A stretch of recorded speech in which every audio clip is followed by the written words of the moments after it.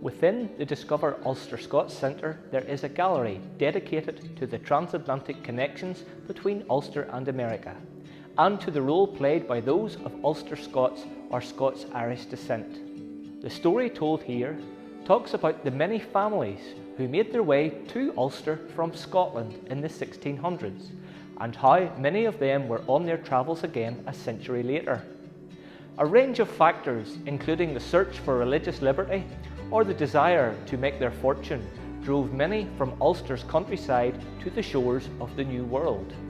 The Montgomery Gallery in the centre, named after Eric Montgomery, who played a vital role during his life in researching and documenting the connections, provides a space where lots of the elements from this amazing story can be told. From the ill-fated voyage of the Eagle Wing in 1636 to the larger scale and predominantly Presbyterian emigration that commenced in 1718, the gallery tells the stories of the people and their reasons for crossing the Atlantic. Many of these people would become leading lights in the birth of America as a nation. We see the roles that Ulster men played in the revolutionary campaign as fighters, thinkers, theologians, or even as more practical men who printed the Declaration of Independence or designed the Great Seal of the United States. Descendants of those who left Ulster shores played a large part in taking America in a new direction.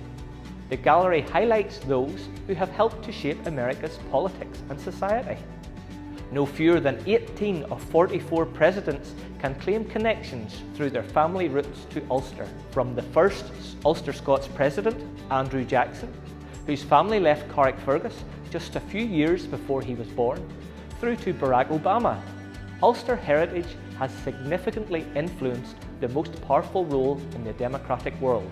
Politics aside, men and women of Ulster descent have also played a key role in the civic and commercial life of the United States. From pioneers such as Davy Crockett or the Lewis and Clark expedition to captains of industry and commerce such as Procter & Gamble, Jack Daniel's Whiskey or IBM, the links across the sea are immense.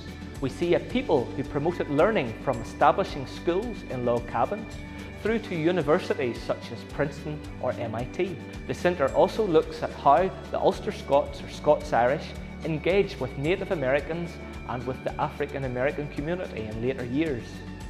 We see the role that Ulster Scots played in the campaign against slavery through the Underground Railroad, and that even Rosa Parks had Scots-Irish ancestry. We also look at our place in the arts within America, whether that be in connection with film legends such as John Wayne, or through literary giants like Edgar Allan Poe or John Steinbeck, or influencing American music from the likes of bluegrass and country and even Dolly Parton herself. The Montgomery Gallery provides a narrative that shows the role that the Ulster Scots or Scots-Irish have played in making America the nation she is today. It truly is a story worth sharing and one we hope you have time to explore.